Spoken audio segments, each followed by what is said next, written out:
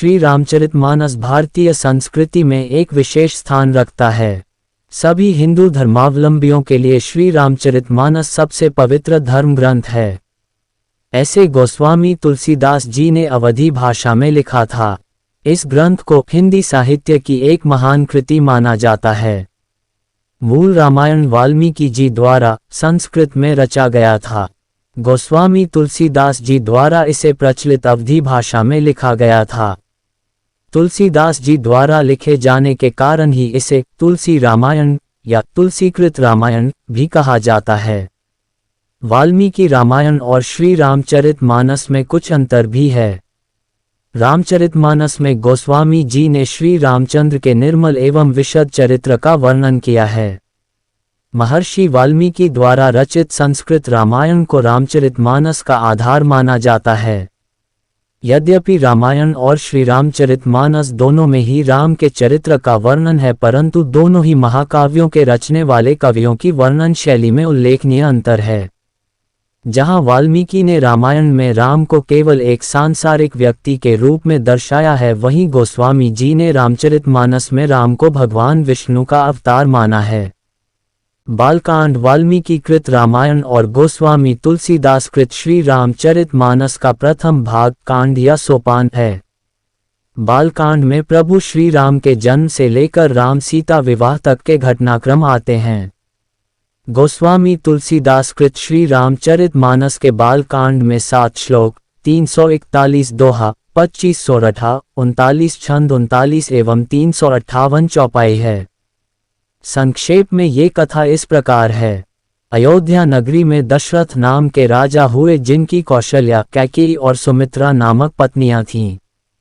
संतान प्राप्ति हेतु अयोध्यापति दशरथ ने अपने गुरु श्री वशिष्ठ की आज्ञा से पुत्र कामेष्टि यज्ञ करवाया, जिसे कि रिंगी ऋषि ने संपन्न किया। भक्तिपूर्ण आहुतियां पाकर अग्निदेव प्रसन्न हुए और उन्होंने स्वयं प्रकट होकर राजा दशरथ को हविष्य पात्र खीर पायस दिया, जिसे कि उन्होंने अपनी तीनों पत्नियों में बांट दिया। खीर के सेवन के परिणामस्वरूप कौशल्या के गर्भ से राम का, कैकेयी के गर्भ से भरत का तथा सुमित्रा के गर्भ से लक्ष्मण और शत्रुघ्न का जन्म हुआ। राजकुमारों के बड़े होने पर आश्रम की राक्षसों से रक्षा हेतु ऋषि विश्वामित्र राजा दशरथ से राम और लक्ष्मण को मांगकर अपने साथ ले गए। राम ने ताड़का और सुबाहु जैसे राक्षसों को मार डाला और मारीच को बिना फल वाले बाण से मारकर समुद्र के पार भेज दिया। उधर लक्ष्मण ने राक्षसों की सारी सेना का संहार कर डाला। धनुष यज्ञ हेतु राजा जनक के निमंत्रण मिलने पर विश्वामित्र राम और लक्ष्मण के साथ उनकी नगरी मिथिला जनकपुर आ गए। रास्ते में राम ने गौतम मुनि की स्त्री अहल्या का उद्धार किया। मिथिला में राजा जनक की पुत्री सीता, जिन्हें की जानकी के नाम से भी जाना जाता है, का स्वयंवर का भी आयोजन था, जहां की जनक प्रतिज्ञा के अनुसार शिव धनुष को तोड़कर राम ने सीता से विवाह किया। राम और सीता के विवाह के साथ ही साथ गुरु वशिष्ठ ने भरत का मांडवी से, लक्ष्मण का उर्मिला से और शत्रुघ्न का श्रुतकीर्ति से करवा दिया। रामचरितमानस के अयोध्या कांड में तुलसीदास जी ने भगवान राम के अयोध्या से वनगमन की कथा का विस्तार से वर्णन किया है। ये कांड राम के राज्याभिषेक की तैयारी से लेकर वनवास तक की घटनाओं का प्रमुखता से वर्णन करता है। इसमें राम के साथ माता सीता और भाई लक्ष्मण का त्यागपूर्ण वनगमन, राजा दशरथ का वियोग में देह त्याग और अयोध्या नगरी के दुख की कथा को भावनात्मक रूप से प्रस्तुत किया गया है। अयोध्या कांड का सारांश।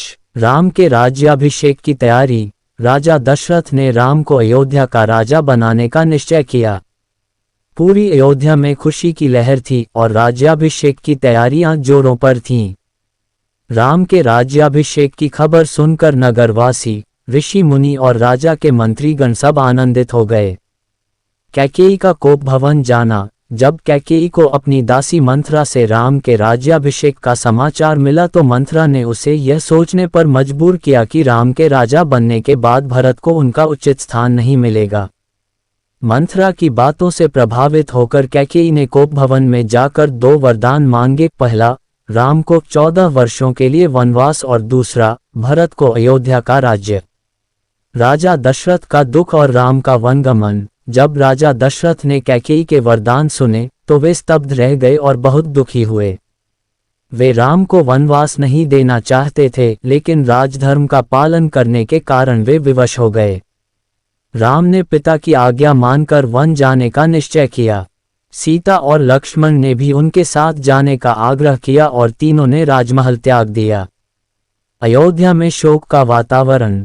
राम के वनगमन की खबर सुनकर अयोध्या में शोक की लहर छा गई। सभी नगरवासी, माता कौशल्या और सुमित्रा अत्यंत दुखी हो गए। राजा दशरथ भी इस वियोग को सहन नहीं कर पाए और राम के वियोग में उनका निधन हो गया। भरत का आगमन और राम के लिए प्रेम। भरत, जो उस समय अपने नाना के घर में थे, को जब इस घटना का समाचार मिला तो वे बहुत दुखी हुए। उन्होंने राम के वनवास को अनुचित माना और अयोध्या लौटकर राम को वापस लाने का निर्णय किया। भरत वन में राम से मिले और उनसे अयोध्या लौटने का आग्रह किया, लेकिन राम ने अपने पिता की आज्ञा का पालन करते हुए मना कर दिया। भरत का त्याग। भरत ने अयोध्या वापस लौटकर राम की खड़ाऊं चरण पादुका को सिंहासन पर रखकर राज्य चलाने का निश्चय किया। उन्होंने ये प्रतिज्ञा की कि वे राजसुख का त्याग कर वनवासी की तरह जीवन व्यतीत करेंगे और राम के लौटने तक अयोध्या का शासन करेंगे। आरण्यकांड रामचरितमानस का वह खंड है जिसमें भगवान श्री राम के वनवास के दौरान वन में निवास और विभिन्न घटनाओं का वर्णन मिलता है। तुलसीदास जी ने इस खंड में भगवान राम, माता सीता और लक्ष्मण के वन यात्रा, ऋषियों के आश्रम में उनके स्वागत, वन के विभिन्न ऋषि मुनियों के साथ संवाद और राक्षसों से युद्ध का वर्णन किया है। इसमें राम का चरित्र धर्म, मर्यादा और करुणा का प्रतीक बनकर उभरता है। राम, लक्ष्मण और सीता का वन में प्रवेश। इस कांड की शुरुआत में श्री राम, सीता और लक्ष्मण दंडक वन में प्रवेश करते हैं। तीनों तपस्वी जीवन बिताते हैं और अपने वनवास का समय व्यतीत करते हैं। वन में उन्हें कई ऋषियों के दर्शन होते हैं, जो राम को अपने आश्रम में आदरपूर्वक आमंत्रित करते हैं और उनके गुणों की सराहना करते हैं। शूर्पणखा का प्रसंग। एक दिन रावण की बहन शूर्पणखा राम के पास आती है और उन्हें विवाह का प्रस्ताव देती है। राम उसे विनम्रता से अस्वीकार करते हैं और लक्ष्मण के पास भेज देते हैं। लक्ष्मण भी शूर्पणखा का प्रस्ताव ठुकराते हैं, जिससे वह क्रोधित हो जाती है। तब लक्ष्मण उसकी नाक और कान काट देते हैं। ये घटना राक्षसों के साथ राम और लक्ष्मण के टकराव का कारण बनती है और राम रावण युद्ध की भूमिका तैयार होती है। खर दूषण युद्ध। शूर्पणखा अपनी दुर्दशा की कथा अपने भाइयों खर और दूषण को सुनाती है। इस पर वे राम से बदला लेने के लिए आते हैं। भगवान राम अकेले ही खर दूषण और उनकी विशाल सेना का संहार कर देते हैं। इस विजय के बाद राम की वीरता की चर्चा चारों ओर फैल जाती है। रावण का सीता हरण। शूर्पणखा रावण के पास जाकर राम और सीता की कथा सुनाती है।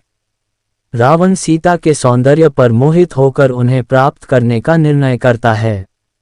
वह मारीच को सोने के मृग के रूप में सीता के सम्मुख भेजता है। सीता उस मृग को पाने की इच्छा प्रकट करती हैं। राम उस मृग का पीछा करते हुए दूर निकल जाते हैं। राम के न लौटने पर लक्ष्मण भी उनकी खोज में निकल जाते हैं और रावण इसी अवसर का लाभ उठाकर सीता का हरण कर लेता है। जटायु की वीरगति। सीता हरण के समय जटायु नामक गिद्ध रावण को रोकने का प्रयास करता है। रावण के साथ युद्ध करते हुए वह घायल होकर भूमि पर गिर जाता है। बाद में राम उसे घायल अवस्था में पाते हैं और जटायु से रावण के बारे में जानकारी प्राप्त करते हैं। जटायु की वीरता से प्रभावित होकर राम उसे आशीर्वाद देते हैं। शबरी का प्रसंग। जटायु के निधन के बाद राम और लक्ष्मण शबरी नामक भक्त के आश्रम में पहुंचते हैं। शबरी राम की परम भक्त हैं और राम को अपने हाथों से जूठे बेर खिलाती हैं। शबरी की भक्ति और भगवान राम के प्रति उसका निस्वार्थ प्रेम भक्ति के महत्व को उजागर करता है। हनुमान से मिलन। शबरी राम को सुग्रीव से मिलने का संकेत देती हैं, जिससे सीता की खोज में सहायक मिल सके। आगे राम और हनुमान का मिलन होता है। हनुमान अपने स्वामी की सेवा का व्रत लेते हैं और राम के प्रति आजीवन समर्पण का भाव प्रकट करते हैं। आरण्यकांड का संदेश। आरण्यकांड में भगवान राम के धैर्य, त्याग और धर्म का पालन करने वाले व्यक्तित्व को दर्शाया गया है। ये कांड न केवल उनके पराक्रम को दिखाता है बल्कि यह भी सिखाता है कि सच्चे भक्त की भक्ति भगवान के लिए अनमोल है। किष्किंधा कांड रामचरितमानस का चौथा कांड है, जिसमें भगवान श्री राम और हनुमान जी के बीच प्रथम भेंट, सुग्रीव से मित्रता, बाली का वध, सीता माता की खोज के प्रयास आदि का वर्णन किया गया है। इस कांड का प्रमुख विषय श्री राम और वानर राज सुग्रीव की मित्रता तथा उनके साथ मिलकर सीता माता की खोज का संकल्प है।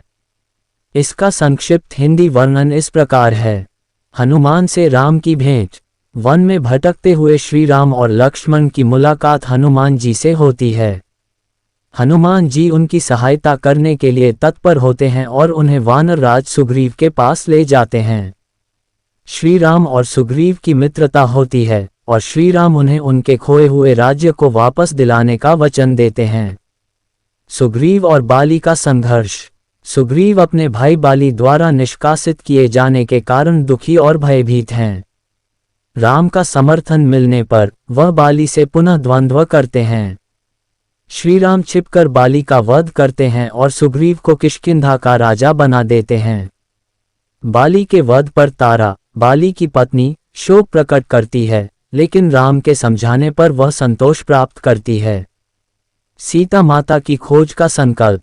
राज्य प्राप्ति के बाद सुग्रीव कुछ समय तक वर्षा ऋतु बीतने की प्रतीक्षा करते हैं और फिर श्री राम को वचनानुसार सीता माता की खोज में मदद करने का आश्वासन देते हैं। वानरों को विभिन्न दिशाओं में सीता माता की खोज के लिए भेजा जाता है। हनुमान को खोज का निर्देश। अंगद, जाम्बवंत और हनुमान सहित अन्य वानरों को दक्षिण दिशा में भेजा जाता है, जहां रावण सीता माता को ले गया है।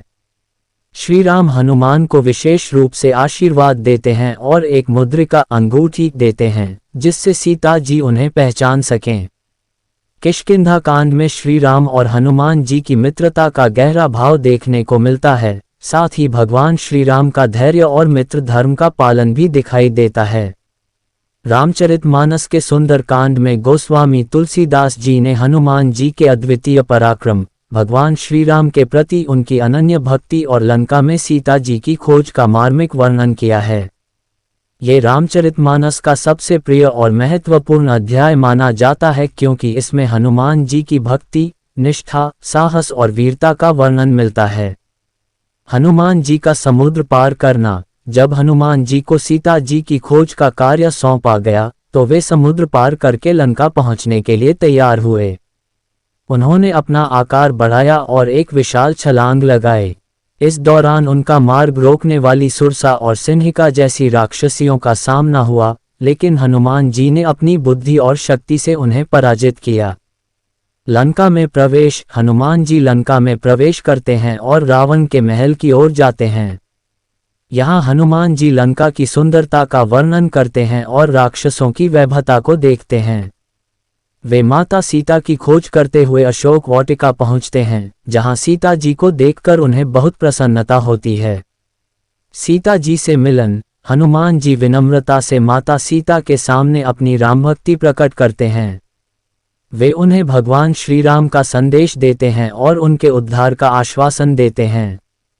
सीता जी को श्री राम की अंगूठी सौंपते हैं, जिससे उन्हें श्री राम का संदेश मिलता है और उनके मन को संतोष मिलता है।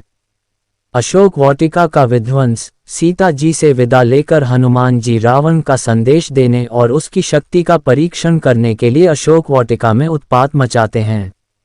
उन्होंने राक्षसों को पराजित किया और वृक्षों को उखाड़ दिया। इसके बाद मेघनाद ने हनुमान जी को ब्रह्मास्त्र से बांधकर रावण के सामने प्रस्तुत किया। रावण के दरबार में हनुमान जी रावण के दरबार में अपने धैर्य और साहस का परिचय देते हैं। रावण ने उन्हें धमकाया और उनकी पूंछ में आग लगाने का आदेश दिया, लेकिन हनुमान जी ने इस आग का उपयोग करके लंका में आग लगा दी और पूरी लंका को जला डाला।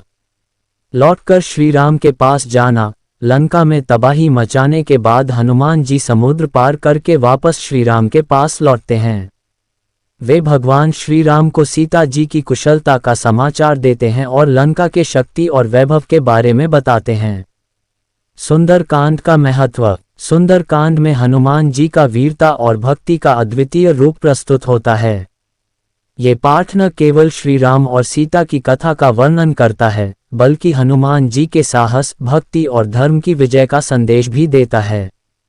सुंदरकांड के पाठ से मानसिक शांति, बल और भक्ति की प्राप्ति होती है। लंका कांड तुलसीदास रचित रामचरितमानस का एक महत्वपूर्ण खंड है, जिसमें भगवान श्री राम के लंका पर चढ़ाई, रावण वध, सीता जी की अग्नि परीक्षा और भगवान राम के अयोध्या लौटने की कथा वर्णित है। इसका आरंभ राम और उनकी सेना के लंका पहुंचने और अंत उनके अयोध्या लौटने से होता है। इस कांड में भगवान राम और रावण के बीच होने वाले महान युद्ध का विस्तार से वर्णन किया गया है। समुद्र पर पुल निर्माण। राम और उनकी वानर सेना लंका तक पहुंचने के लिए समुद्र पार करना चाहते हैं। भगवान राम समुद्र से रास्ता देने की प्रार्थना करते हैं, परंतु समुद्र कोई उत्तर नहीं देता। अंत में राम क्रोधित होते हैं और अपने धनुष पर बाण चढ़ाकर समुद्र को सुखाने का संकल्प लेते हैं। तब समुद्र स्वयं प्रकट होता है और उन्हें रास्ता देता है। नल और नील की मदद से वानर सेना पत्थरों का पुल बनाती है, जिसे राम सेतु कहा जाता है। लंका में हनुमान जी का प्रवेश। पुल पार करने के बाद राम जी की सेना लंका में प्रवेश करती है।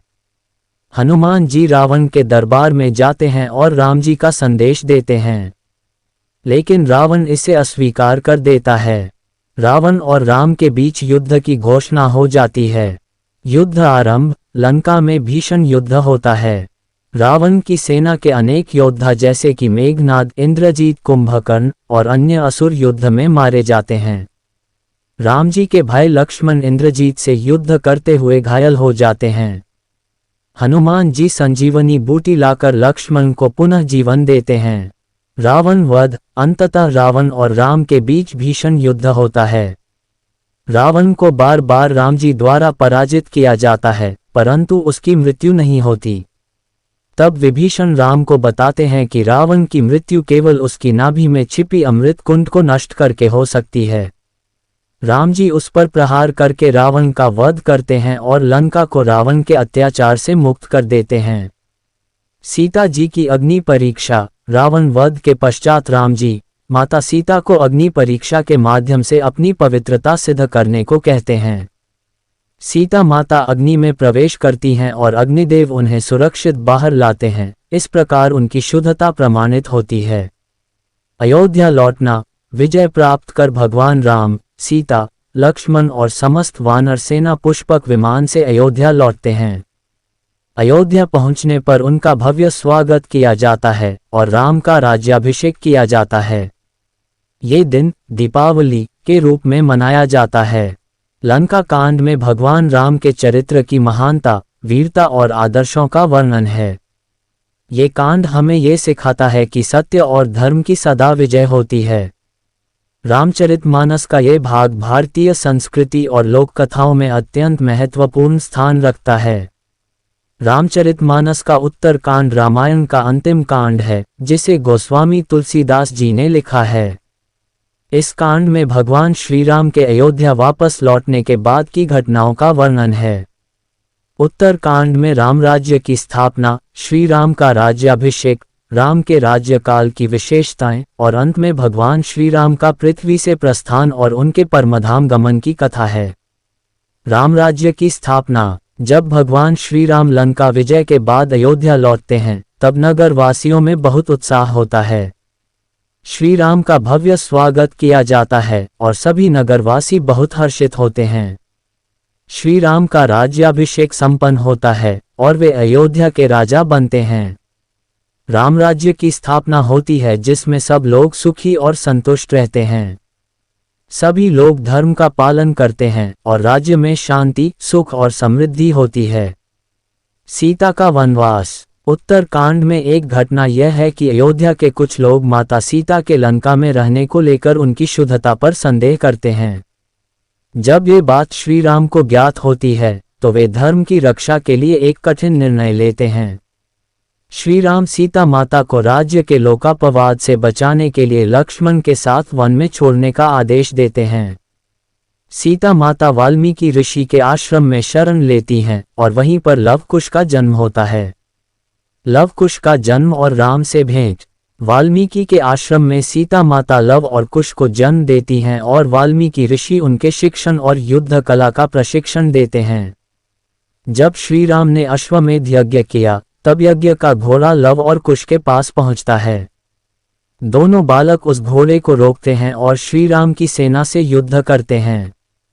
अंततः जब श्री राम स्वयं उनके पास आते हैं तो वाल्मीकि मुनि सीता और उनके पुत्रों के संबंध की सच्चाई प्रकट करते हैं।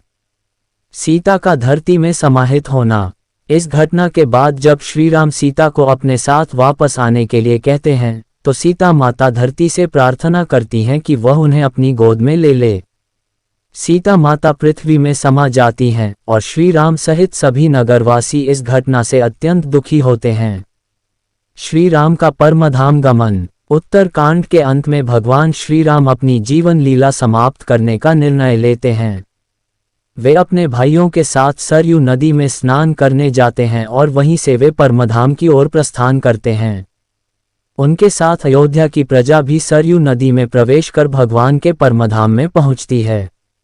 रामराज्य का वर्णन इस कांड में प्रमुखता से किया गया है, जहां हर कोई धर्म और मर्यादा का पालन करता है। इस कांड में भगवान श्री राम के धैर्य, त्याग और आदर्शों का सुंदर चित्रण किया गया है।